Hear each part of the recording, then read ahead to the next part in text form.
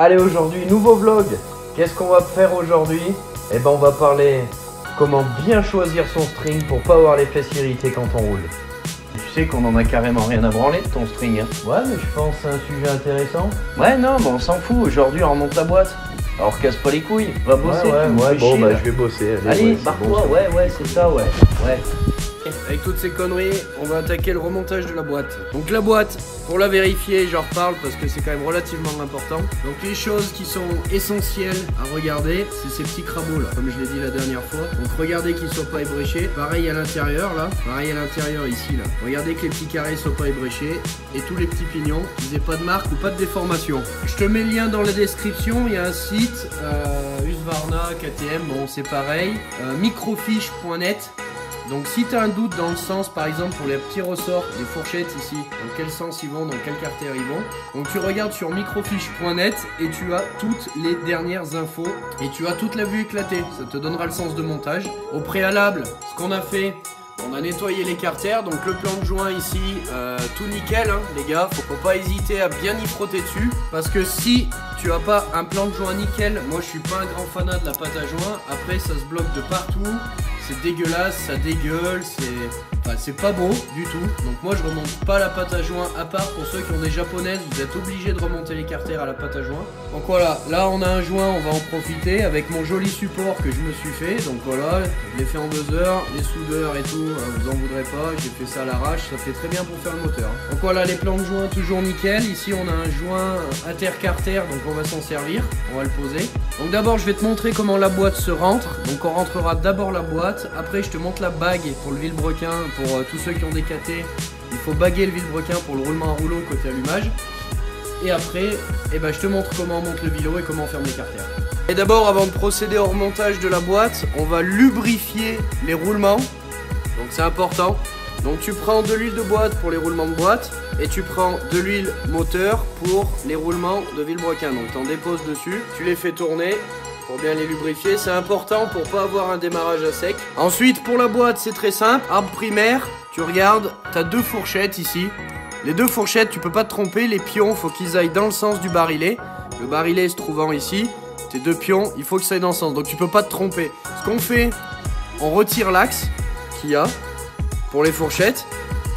Tu verras pourquoi, ça sera beaucoup plus simple et tu pourras pas rentrer la boîte avec tes axes. Pareil sur l'arbre secondaire. Donc voilà, tu mets tes arbres comme ça. Après, il faut prendre tes 2 arbres. Donc c'est compliqué de le faire. Tu essayes, je dis bien, de tout tenir, qu'il n'y ait pas de rondelles. Donc tu les présentes comme ça, hein. Tu les imbriques entre eux. Donc le pignon ici, de l'embrayage, bon vu qu'on est côté allumage, et il va être de l'autre côté. Donc tu prends et tu essayes de rentrer les 2 en même temps. S'il y a une fourchette qui se casse la gueule, c'est pas très grave. Et le plus dur, c'est d'arriver à rentrer les 2 en même temps et surtout de les centrer. Voilà, on est centré, tu vois.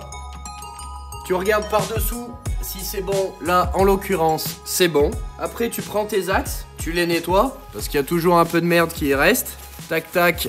Le deuxième, voilà, ton barillet de sélection. Donc lui, c'est pas compliqué, il a un sens. Le sens, c'est le roulement en bas. Une fois que tu l'as rentré, tu rentres tes pistes sur tes divers disques. Donc voilà, si tu as besoin de soulever un pignon, t'hésites pas, tu soulèves. Voilà. Ce que je fais après, un petit coup de graisse d'huile de boîte sur mon axe. Tu as des trous qui sont débouchants et d'autres non sur les fourchettes, enfin sur les axes des fourchettes. Donc les trous qui sont pas débouchants, c'est tout con, mais t'y mets pas les ressorts. Et sur les trous qui sont bouchés au bout, t'y mets les ressorts. Donc là tu verras dans ton carter, si tu le fais, t'as un petit plat. Donc ton ressort, il va à côté du petit plat. Voilà, tu regardes que ça fasse bien ressort.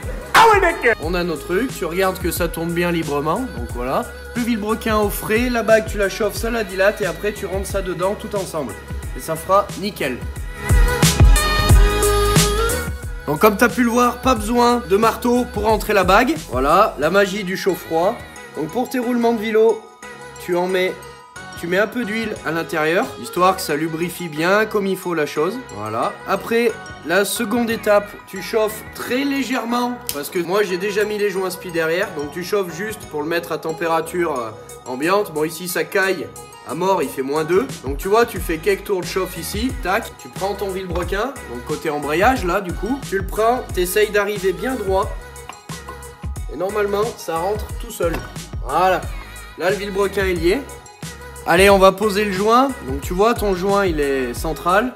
J'ai mis un peu d'huile sur le joint pour que ça le tienne. On le centrera avec les vis, je vais te montrer. Donc tu prends le deuxième carter. Pareil dans les rouleaux, un petit peu d'huile de motobilette de temps. Ou 4 temps si tu as un 4 temps, hein, peu importe. Le remontage est le même. Tes ressorts sont mis.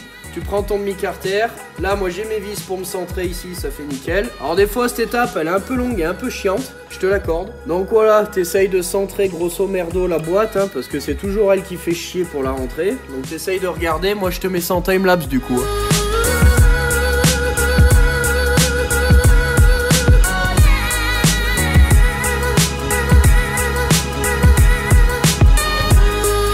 Donc voilà, qu'est-ce que j'ai fait? Bah, j'ai mis 3 vis ici pour venir centrer un petit peu mon carter et pouvoir un petit peu... Donc les pions, ils sont mis. Tout de suite, ce qu'on va faire, c'est qu'on va procéder à un contrôle de la boîte. Donc comme je te disais, tu sais, pour les vis, moi je les mets tous en vrac, mais regarde, t'as une technique, ce que je t'ai expliqué. T'as ton carter ici qui dépasse, et tu vois, il faut juste aligner tes vis, donc juste les faire prendre à peine, et qu'elles dépassent toutes pareil pour l'intérieur. Donc tu vois, là bon t'as un rebord, donc tu vois la vis la plus longue c'était celle-là, donc elle va ici. Donc toutes tes vis comme ça, t'as pas besoin de les mettre dans un sac, à part si elles sont spécifiques. Mais là voilà, là toutes tes vis sont centrées, alignées, bien comme il faut.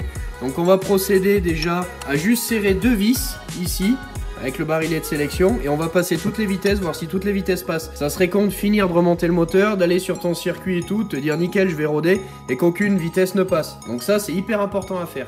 Voilà, tout de suite, on va serrer 2 vis. Donc tu prends le T, tu serres en croix. Là, tac. On bloque pas, hein. Juste contact. Donc tu prends... Donc pour tester tes vitesses, tu remets ton barillet de sélection comme on a fait tout à l'heure. Donc celui qui va le faire.